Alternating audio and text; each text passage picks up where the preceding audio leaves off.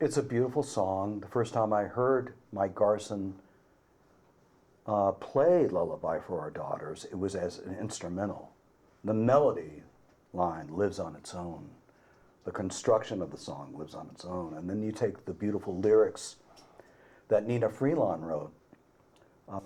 It's so moving and so hopeful for the future.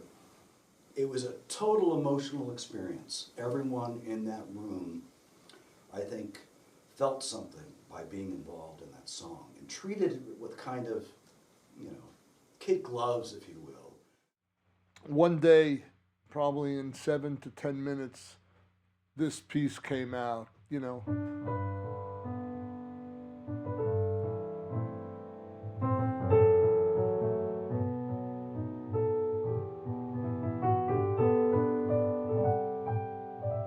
and it just sort of flowed out. And I started playing it instrumentally for quite some time. And then I felt it was screaming for some lyrics. And I was working at the time with a great jazz singer named Nnenna Freelon. And I knew she had daughters and I knew she could write great lyrics. Well, it took her a year, but she got them. And while they're extremely simple and there's not a lot of words or lyrics, it's absolutely a perfect lyric for the song.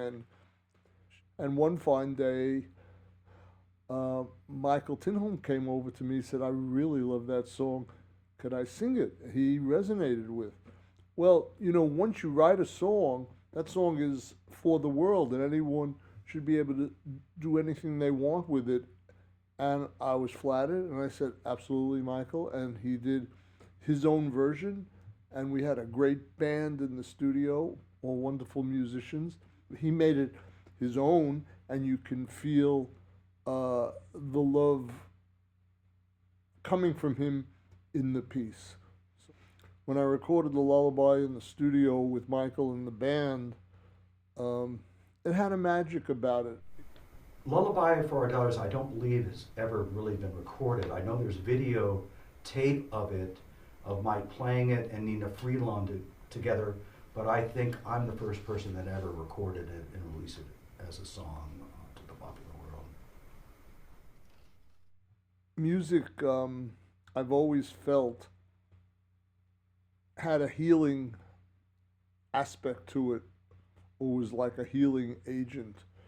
And when you're a musician and composer, in my case pianist, or singer in the case of Michael, I think we're compelled to express our feelings. And of course, a song like the Lullaby for our children, when you see all the horrific things that go on in the world. When listening to it, I can't help but thinking about what the world is going through right now, and what kids are suffering right now. And I know that's especially true for Mike Garson. The song has taken on a different meaning for both of us than the one we started out with. And I'm glad that it's having such an effect on people out there, and it's being appreciated so much. It means the world to me. With the hope that right ends up prevailing, which I feel it would, and it's a shame that it has to happen with people dying. I mean, just horrible. And that magic wand I don't have, but certainly my contribution with a song like this is just putting another piece of good energy, let's say, out into the world.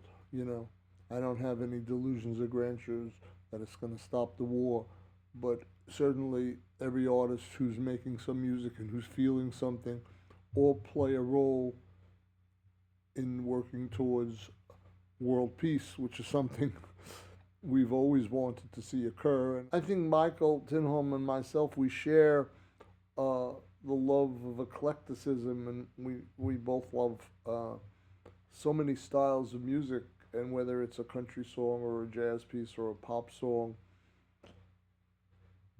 he and I resonate that way. And anytime I'm on the songs that I've played with him, which is at least 15 to my recollection, a certain magic comes out because the trust he and his great engineer Dennis put into it.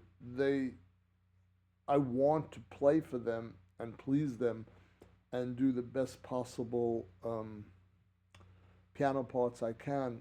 Again, Michael Tinholme found them. There's so many musicians that are out there that are great, especially in New York and in LA.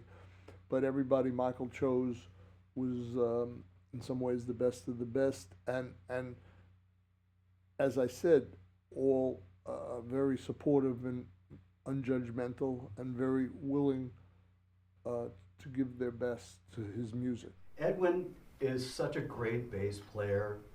I thoroughly enjoy playing with him, and hopefully to record with him again.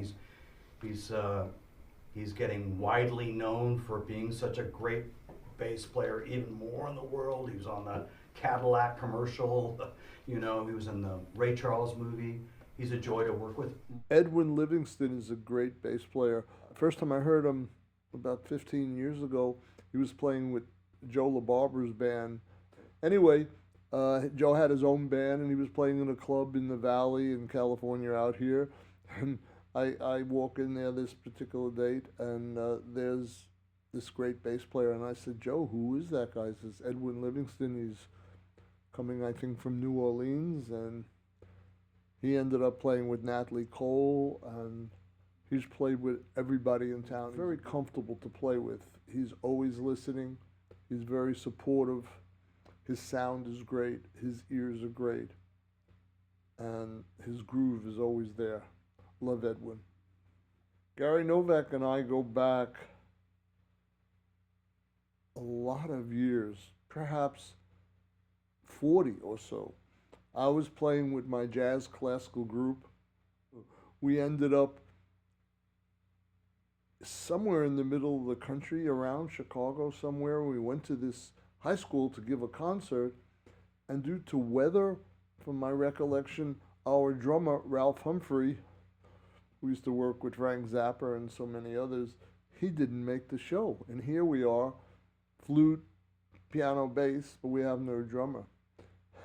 So we asked if there was any drummers in the school. And I said, well, there's this high school kid, he's 15 or so, or 14, but he can really play.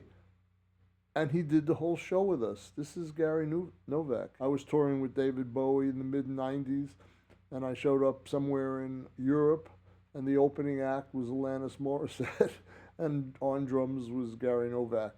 So he's one of those guys that loves fusion, pop, rock. He could read anything. Mike Miller is a guitar master. Quincy Jones calls on him to play guitar parts. I don't think there's anything he can't play. I've seen him play flamenco guitar, I've seen him play jazz guitar, I've seen him play speed metal. The guy is incredible. He's the guitar player's guitar player. When people think of great guitar players, especially guitar players, he's at the top of the list. Mike Miller actually played on my band Free Flight's one of the tracks like 30, 40 years ago, so I knew of him then. I mean, he's just a fantastic guitarist. I saw him 6 months ago with Scott Kinsey's band, who's one of the great fusion keyboard players out of the tradition of Joe Zawinul. And he just was tearing it up. But this guy can do anything on the guitar, and he's just a sweetheart. And you could feel he loves music, and he's fearless when he plays, and very supportive also. If you notice with each of these guys, and I think that's what Michael felt, he knew these people with the infrastructure for the music he wanted to do, because they're pretty much egoless when they play. That's a good way to put it. Billy Steinway became a friend of mine. you talk about supportive. He would get on those keyboards, and whatever I played on the piano, he made sound golden. He just has the knack of what string parts to play, how little and how much to play, when and where. And he's a master of that, and that's why so many people use him on record dates. It was Garry and Mike Miller and Tom Fowler and Brandon that breathed belief back in me.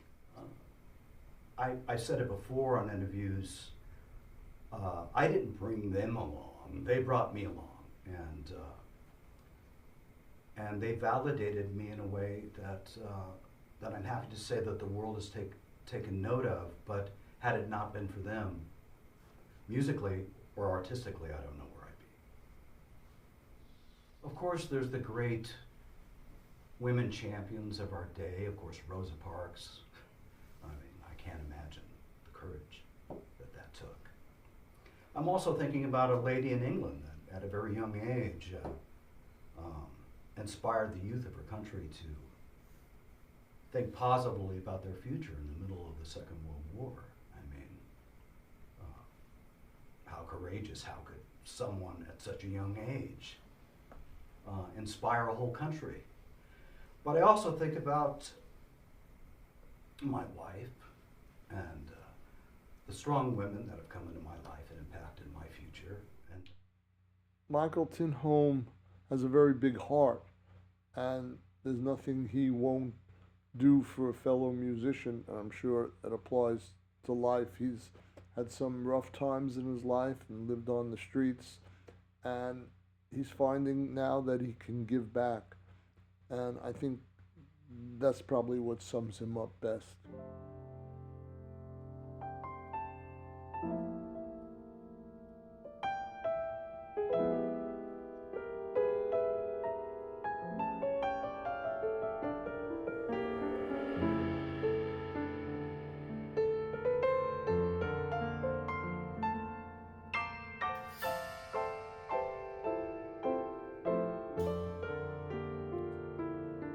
Whisper moon, sleepy Hushabye, stars fill up the bowl of the sky, and all the little night birds begin to sing.